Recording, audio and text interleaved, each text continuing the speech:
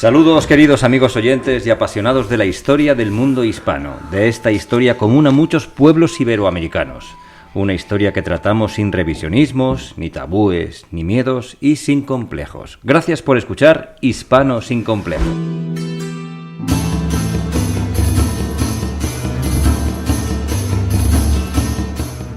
Pues hoy, queridos amigos, empezamos una nueva temporada de Hispano sin Complejos. La segunda ya, y como estamos en verano, en el hemisferio norte, es sinónimo de este programa de radio, que hay que decir la verdad, teníamos muchas ganas de ponernos delante del micrófono para hablar de nuestra historia a nuestra manera, divertida, amena y sin complejos, para que os informéis y conozcáis nuestro pasado, y si os entretenemos, pues mucho mejor. Roberto Alonso, saludos, bienvenido. Te veo con ganas de afrontar esta nueva temporada de nuestro programa de historia con muchísima ilusión y con muchas ganas. Efectivamente, saludos, buenos días. Nueva temporada llena de retos y es verdad, con muchísimas ganas de afrontar este apasionante reto de contar nuestra historia. Hispano sin Complejos nació con la idea de transmitir nuestra historia de España y eso es lo que queremos y vamos a intentar hacer.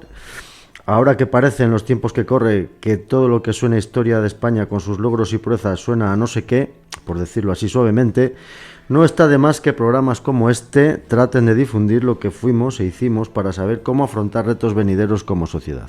Así que nada, con muchas ganas e ilusión afrontamos esta nueva temporada.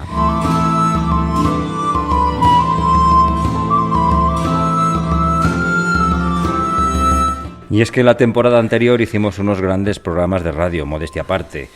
Hablamos de Isabel la Católica, del Tata Vasco, del legado hispano en Estados Unidos, de Medina del Campo, del 5º centenario de la primera vuelta al mundo en barco. Y este año os preguntaréis, queridos oyentes, ¿qué nos toca? ¿De qué vamos a tratar? Así que Roberto, adelántanos algo que tengamos preparado. Bueno, pues queremos hacer un formato de programa quizás diferente, quizás más acorde a la idea inicial que teníamos en mente, es decir, contar nuestro pasado para que los españoles, los hispanos, es decir, los castellanos también, sepamos qué hicimos y por qué lo hicimos. Este año queremos comenzar por el principio, como debe ser.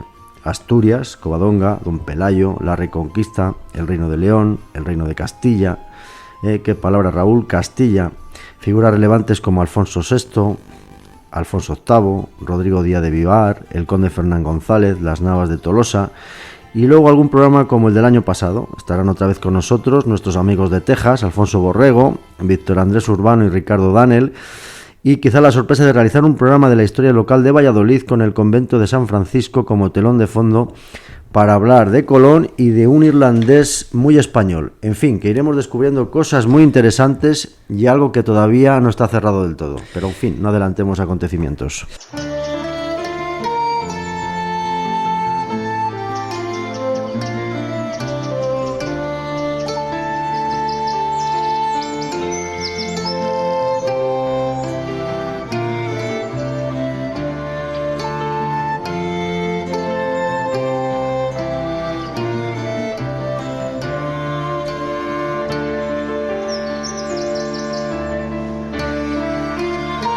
Bueno, y hoy, queridos oyentes hispanos, que además no tenéis ningún complejo como nosotros, vamos a tratar de un personaje que es fundamental a la hora de conocer y entender la historia de España. No fue el germen de España, o de Hispania, porque de eso ya hablaremos en otros programas. Pero cuando hablamos de este personaje y visitamos su estatua en una de las tierras más hermosas del territorio español, se nos eriza la piel y nos emocionamos. Pues efectivamente, uno que ha estado allí siente ese halo de misticismo, de nostalgia, de algo grande, de algo que supuso que hoy podamos quizás disfrutar de nuestra vida como la conocemos, en base a la cruz y al cristianismo, que así se forjó España, y Pelayo, don Pelayo, fue el primer baluarte de ello. Sin él, sin su figura, ¿qué habría sido de nosotros como pueblo español?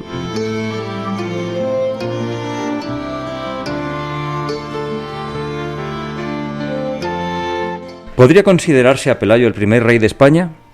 De don Pelayo poca información poseemos, pero antes de acometer algunos aspectos destacados de su vida, marcada sin duda por la batalla de Covadonga, situemos cómo estaba la península ibérica en esos primeros años del siglo VIII.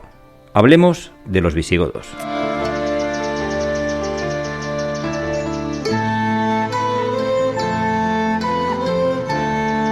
Pues bien, los visigodos era un pueblo del este de Europa que había sido uno de los causantes del derrumbe del Imperio de Roma. Se asentaron en un principio en territorio de la provincia romana de la Galia, en Tolosa entre el 415 y el 507, fue su primera capital, pero tras la derrota de su rey Alarico fueron expulsados de allí por los francos, cruzaron los Pirineos y se asentaron en la Hispania romana. Una vez derrocada Roma, y durante 2 siglos, entre el 510 más o menos y el 711, estos visigodos se adueñaron de la península ibérica e hicieron de Toledo la vieja capital del reino. Allí estuvieron hasta ese año fatídico del 711 que hemos mencionado, organizando la vida en aquella Hispania, por muchos denominada así por ser tierra de conejos, que es lo que quiere decir el vocablo, aunque la raíz no latina de Hispania ha llevado a los historiadores a plantearse que su origen pudo ser anterior a los romanos, procediendo en realidad de la denominación fenicia y España, y el término podría significar tierra del norte. En cualquier caso, la teoría más aceptada en la actualidad sugiere que Hispania se traduce como tierra donde se forjan metales. Este pueblo había heredado cultura, costumbres, idioma, el latín sobre todo, pero no era del todo una sociedad perfectamente organizada. Entre los reyes había recelos, envidias, discrepancias y rencores, y eso derivaba en reinados cortos, asesinatos y traiciones.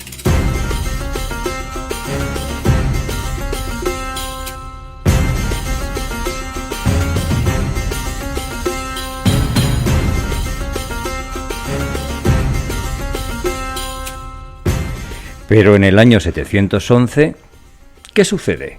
Porque hablamos de don Rodrigo, de Opas, Sisberto, Musa, Tarik y Tarif, la batalla de Guadalete. Y una de ellas se va a dar en el 710, cuando Witiza, rey visigodo, murió joven, con apenas 30 años de vida, y no dejó descendencia, aunque las crónicas árabes dicen que tuvo 3 hijos. Si es así, ninguno heredó su trono, quizás por ser menores de edad. El caso es que no lo sabemos con certeza. Así que en este momento se va a plantear un problema sucesorio. Y se crearon 2 partidos, o 2 bandos, los que se decían llamar hijos de Witiza y los que apoyaban a don Rodrigo, que era un duque de la Bética, y al que apoyaba la mayor parte de la nobleza visigoda. Así pues, estos nobles, y de acuerdo con una norma del Concilio de Toledo, concedieron al trono a don Rodrigo. La otra parte, los seguidores de Witiza, no aceptaron este nombramiento y el reino comenzó a dividirse en 2 partes. Es más, buscaron ayuda al otro lado del estrecho, abrieron la puerta sin ellos sospecharlo al enemigo, y es que los musulmanes acechaban.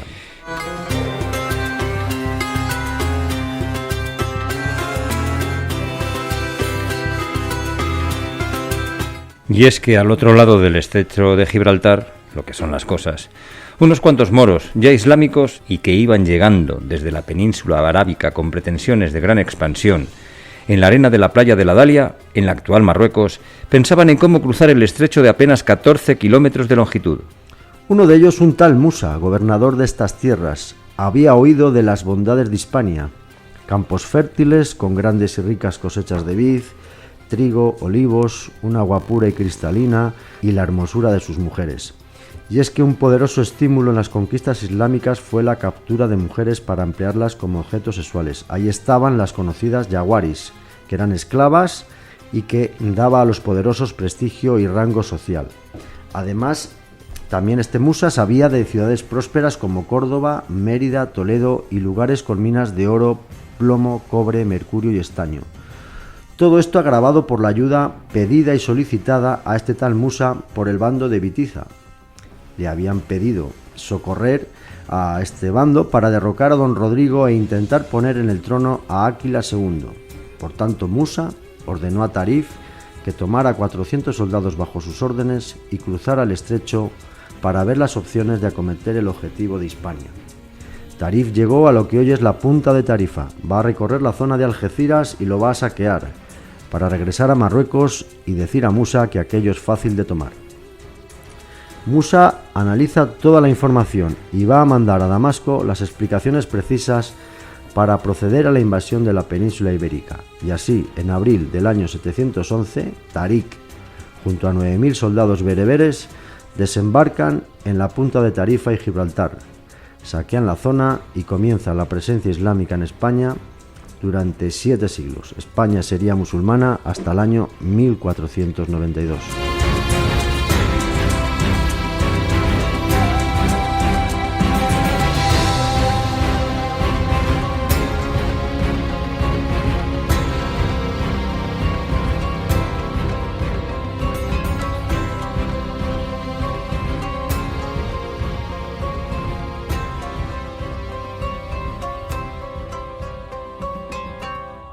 Don Rodrigo no podía ni imaginarse de ninguna manera este futuro tan desolador, así que al oír las noticias acude raudo y se va a enfrentar en batalla para intentar salvaguardar su reino.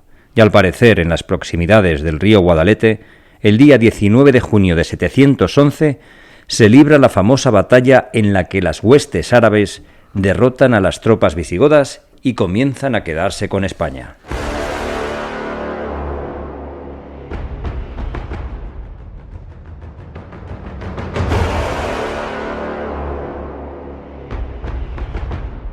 Los partidarios de Witiza, los traidores Opas y Sisberto, enseguida se pasaron al enemigo. Este tal Opas era obispo de Sevilla y de Toledo y traicionó vilmente a su pueblo y a su fe. Don Rodrigo, al parecer, pereció en la batalla. Nadie pudo recuperar su cadáver y sus restos se perdieron para siempre y para la historia, pero pasó a convertirse en un personaje de leyenda.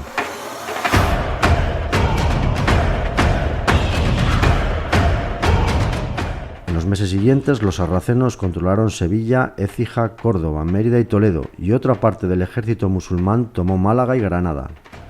Los datos históricos apuntan que esta invasión islámica fue la incursión de una horda fanatizada que tomó España a sangre y fuego, matando y destruyendo cuanto veía, sobre todo iglesias y pueblos. Hasta se extendió la idea de que los moros eran caníbales, y ante tanta crueldad, muchos visigodos renegaron del cristianismo y se convirtieron a la doctrina del Corán, entre ellos los del bando contrario a Rodrigo. Así que en apenas 8 años tenían sometido prácticamente todo el territorio hispano. Pero ¿cómo explicar la facilidad con la que los sarracenos conquistaron el reino visigodo en tan corto espacio de tiempo y luego los cristianos tardasen 8 siglos en recuperarlo? La respuesta parece evidente, entre otras la pobreza y la indefensión del pueblo godo, campesinos pobres y cansados que no estaban por la labor de defender un reino que no les había protegido casi nunca.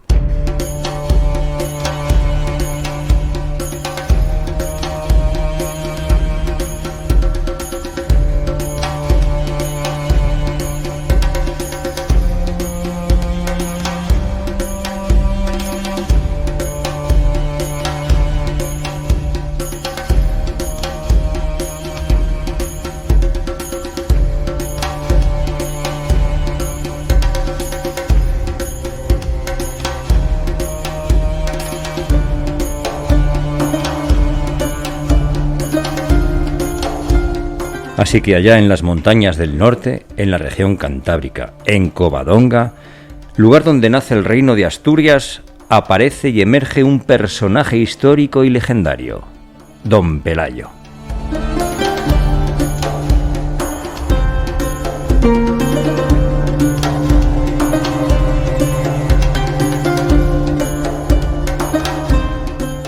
Don Pelayo y Covadonga.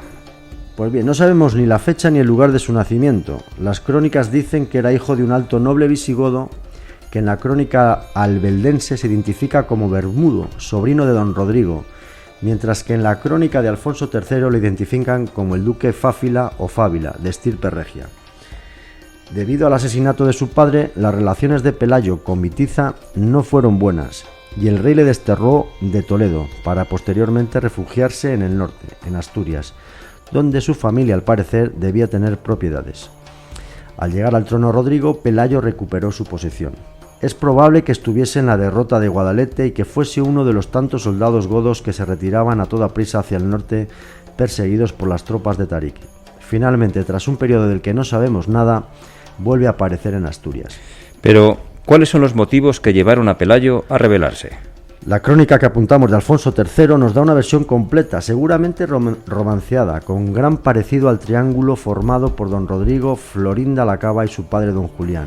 Nuestro héroe, expoliado por el ultraje cometido a su hermana Hermesinda, ya que al parecer el moro gobernador de esa zona astúrica, un tal Munuza, se enamoró de su hermana aprovechando una ausencia de Pelayo, Pelayo va a sublevarse.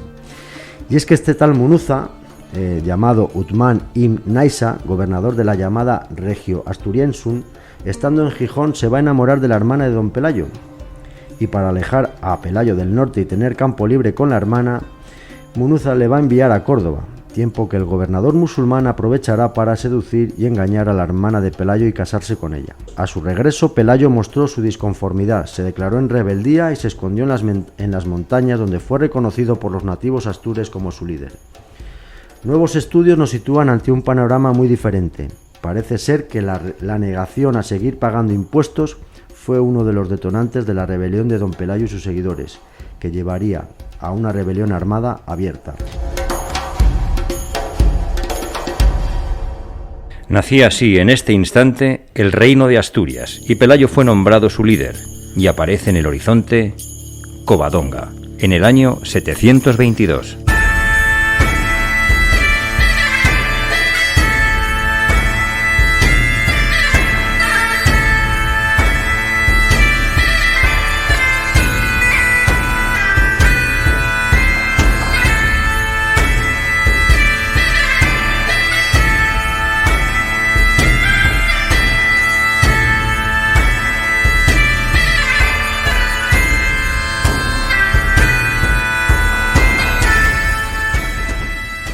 Sí, la historia española considera a Covadonga como la batalla inicial de la Reconquista. Partiendo de estas montañas, en muchos casos escabrosas, con riscos difíciles de sortear y enclavada en plenos picos de Europa, la rebelión de las tropas cristianas es un hecho. Y como dice el dicho popular español, Asturias es España y el resto tierra conquistada. Daba a entender que estas tierras jamás fueron tomadas por moros y que ese era el inicio de España, la España que terminará la Reconquista en 1492 y que se convertirá en un imperio al otro lado del Atlántico a partir de esa fecha. Algo grandioso que ningún estado ni reino de este mundo ha conseguido imitar. Pero antes, la rebelión de Pelayo tomó un cariz preocupante para Munuza, pues con sus tropas había sido incapaz de reprimir la sublevación y para tal fin pidió tropas a Córdoba enviadas al mando de Alcama para someter a Pelayo y sus astures.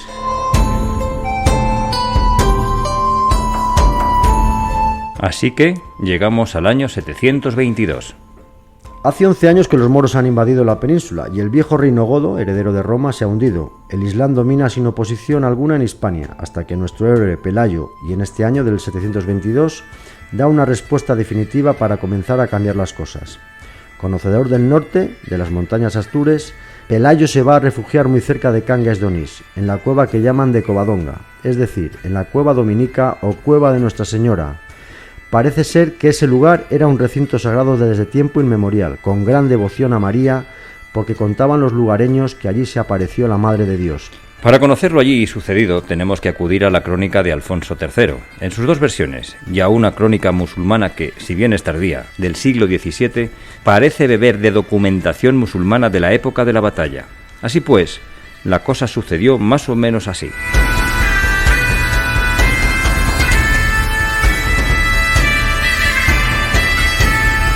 El emir Ambasa accedió a enviar un cuerpo expedicionario al mando del general Alcama. Dicen las viejas crónicas que 180.000 islamitas acudieron a la llamada. Seguramente no fueron más de 10.000, suficientes en todo caso, para acabar con aquellos pocos cientos de rebeldes cristianos encerrados en su cueva. Así, en fin, se planteó la batalla. Los cristianos, pocos y sin alimentos, y los moros muchos y bien armados. Pero el terreno jugaba a favor de los cristianos. Mover a un ejército numeroso por el laberinto asturiano de valles y montes en una época como el siglo VIII, sin carreteras ni puentes, era un calvario, y los rebeldes, por el contrario, conocían el terreno palmo a palmo. Los moros intentaron un acuerdo diplomático, enviaron al traidor Don Opas para que convenciera a don Pelayo de que debía entregarse y abandonar toda resistencia. Pelayo se negó y dio la batalla. Las tropas de Alcama terminarían siendo diezmadas.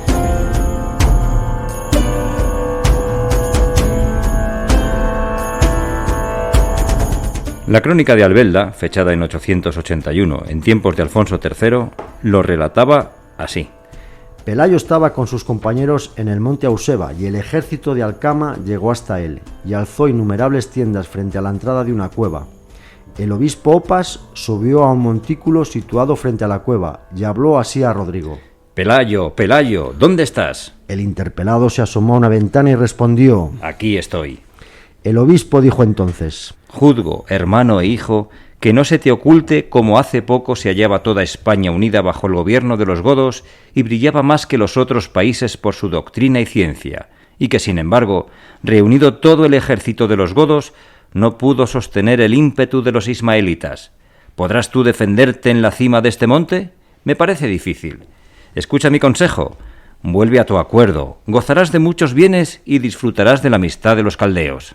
Pelayo respondió entonces. ¿No leíste en las Sagradas Escrituras que la Iglesia del Señor llegará a ser como el grano de la mostaza y de nuevo crecerá por la misericordia de Dios? El obispo contestó. Verdaderamente, así está escrito. Alcama mandó entonces comenzar el combate y los soldados tomaron las armas. Se levantaron los fundíbulos, se prepararon las hondas, brillaron las espadas, se encresparon las lanzas e incesantemente se lanzaron saetas. Pero al punto se mostraron las magnificencias del Señor, las piedras que salían de los fundíbulos y llegaban a la casa de la Virgen Santa María, que estaba dentro de la cueva, se volvían contra los que la disparaban y mataban a los caldeos. Y como a Dios no le hacen falta lanzas, sino que da la palma de la victoria a quien quiere, los caldeos emprendieron la fuga.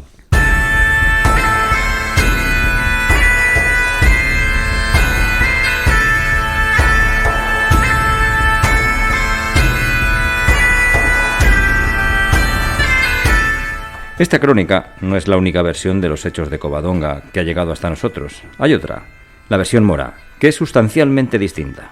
Es evidente que ambas crónicas exageran, tanto por exceso como por defecto. Ni fueron 300 los defensores, ni el ejército musulmán estaba compuesto por 180.000 hombres. Juntando ambas versiones, inferimos que fue una batalla o incluso una escaramuza de carácter menor para las fuerzas musulmanes, mientras que para los cristianos fue la piedra angular de la reconquista. Por eso se magnificó la victoria cristiana, en la que intervino incluso la divinidad a favor de las tropas de Pelayo, oportunidad que aprovechó el linaje de este para asentarse en el territorio en lo que sería ya, poco después, el reino Astur. La versión cristiana está evidentemente destinada a glorificar la resistencia de Pelayo, la versión mora, inversamente, a restar importancia a lo que sucedió, dando a entender que los moros abandonaron voluntariamente el asedio por desprecio a los resistentes, aquellos a los que llamaban asnos salvajes.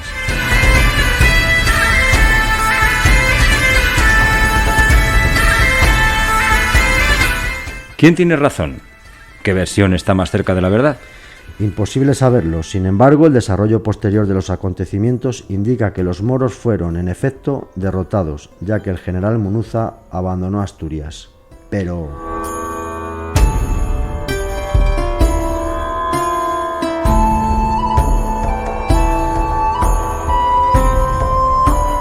¿qué pasó exactamente en Covadonga?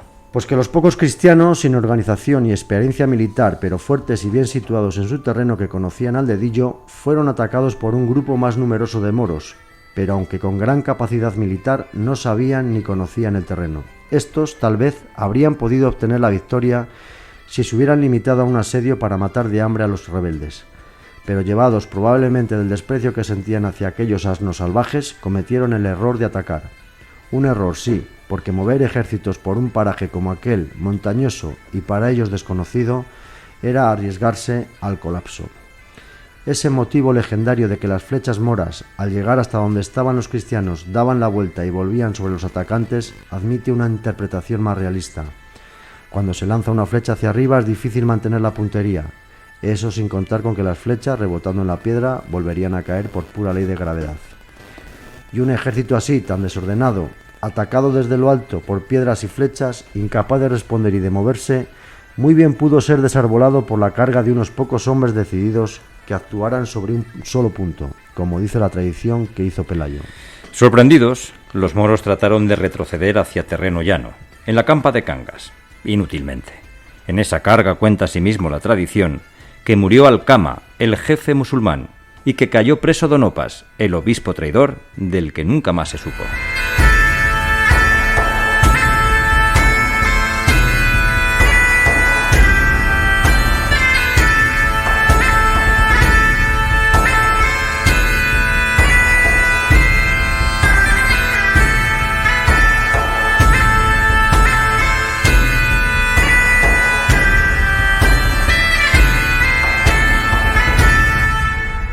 La gran derrota de los musulmanes, sin embargo, llegó después. Se retiraron como pudieron por los macizos de los picos de Europa, que desconocían, exponiéndose a todo género de emboscadas. Parece ser que la ruta que siguieron para salir del laberinto y del desastre fue de Cangas de Onís hacia la zona de Liébana, pasando por Amuesa, cruzando la zona de Fuentedé para salir a Cosgalla, en la vertiente cántabra, en lo que es el valle de Liébana, muy cerca de Potes. Allí fue la hecatombe. Atrapados en una montaña sin salida, anegados por los ríos desbordados, acosados en todos los flancos por los rebeldes montañeses, el ejército sarraceno terminó aniquilado por los asnos salvajes, los rebeldes cristianos. Muy poco después, el gobernador moro del norte, Munuza, abandonaba Gijón. Dice la tradición que fue derrotado y muerto en su fuga. Ya fuera una gran batalla campal, como dicen las crónicas cristianas, o ya solo una violenta escaramuza, como sostienen hoy muchos historiadores, el hecho es que Covadonga señaló el punto de partida de la Reconquista. Allí los moros perdieron por primera vez y allí los rebeldes cristianos ganaron por primera vez.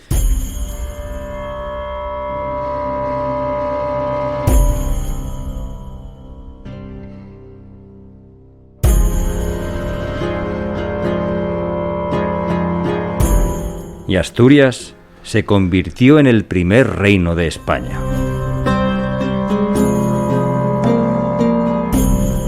Asturias es España y el resto tierra conquistada. Pero ¿quién era realmente Pelayo? ¿Quiénes eran aquellos rebeldes astures? ¿Qué ocurrió después de la batalla? Por ahora quedémonos con lo esencial. Después de Covadonga, poco a poco iba a ir formándose una España que ya no era la Hispania romana ni la España visigoda, sino una hija de ambas que, para sobrevivir, iba a tener que enfrentarse a un enemigo abrumador superior. Comenzaba una de las aventuras más portentosas de la historia universal.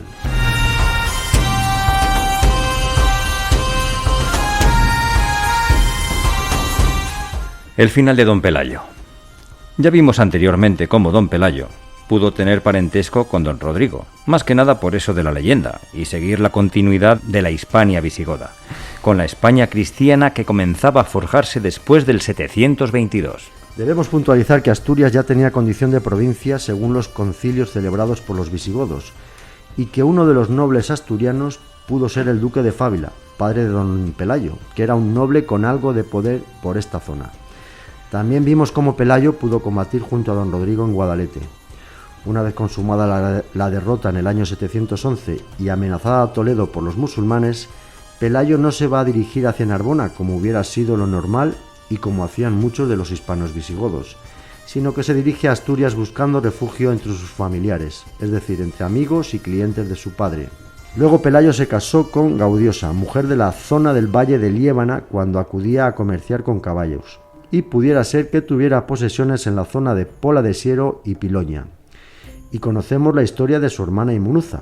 Todo esto no es verdad absoluta, solo son conjeturas en base a los datos que se han podido investigar y recopilar.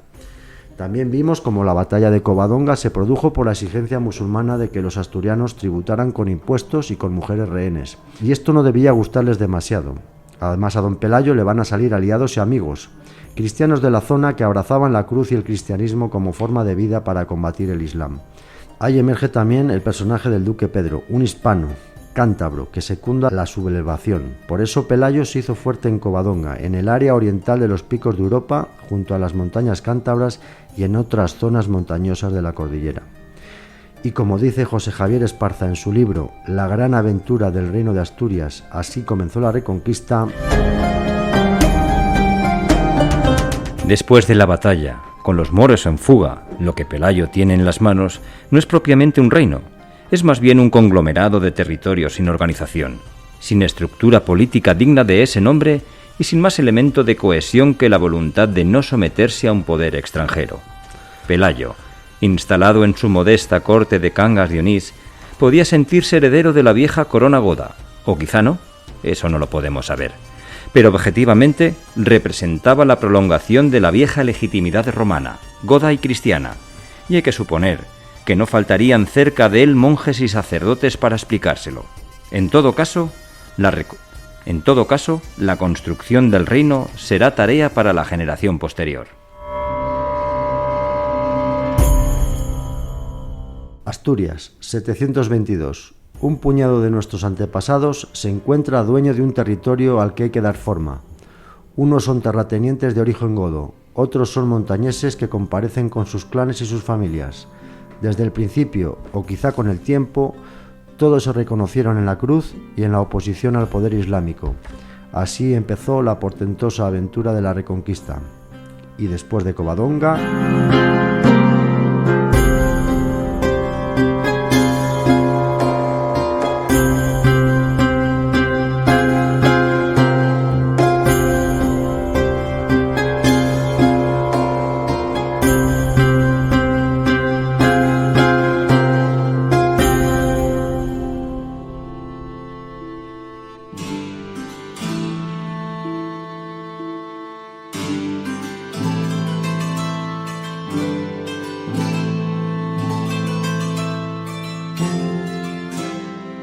¿Y después de Covadonga qué? Preguntabas. Lo veremos, porque tenemos toda una temporada por delante para contar cosas de la historia de España, que ya muchos de nuestros oyentes ya sabéis, pero a nosotros nos gusta contároslo. Oye, Roberto, qué gozada hablar de Don Pelayo, de ese germen de España, de la Reconquista y hasta dónde nos ha llegado. Pues así es una figura que nos recuerda a todos de dónde venimos y que nunca debemos olvidar. Fue uno de nuestros héroes, quizás el primero, español, y en el que nos sentimos pues muy representados.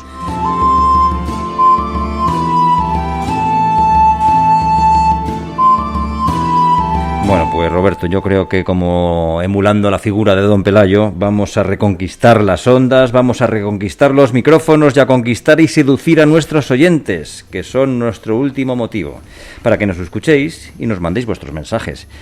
¿Que cómo podéis escucharnos? Pues muy fácil, buscáis Hispanos sin Complejos en las distintas plataformas de audio como Spotify, iVoox, Spreaker, Google Podcasts, Apple Podcasts, Amazon Music, etc. Y además, nos podéis mandar mensajes en nuestro perfil de Facebook y en nuestro correo electrónico, hispanosincomplejos@gmail.com, hispanosincomplejos@gmail.com, y muy pronto en los perfiles de Twitter e Instagram. Y si nos dais al me gusta, pues nos hace mucha ilusión que deis el dedito para arriba. Bueno, pues adelántanos, Roberto, el programa de la semana que viene, pero solo un poco, ponnos la miel en los labios, por favor. Pues nada, para abrir un poquito boca, el próximo programa hablaremos del Reino de Asturias, del Reino de León, su continuación, y como no, iremos viendo ya los inicios del Condado de Castilla. Por ahí van a ir los tiros. Bueno, Roberto Alonso, muchas gracias y hasta la semana que viene. Un fuerte abrazo, compañero. Un fuerte abrazo. Queridos oyentes hispanos y sin complejos, apasionados de la historia de España y de Hispanoamérica, esperamos que hayáis disfrutado, que os hayamos informado y entretenido, que como siempre es un lujo hablar para todos vosotros de nuestra historia sin tapujos, sin tabúes, sin complejos. Somos Hispanos sin Complejos.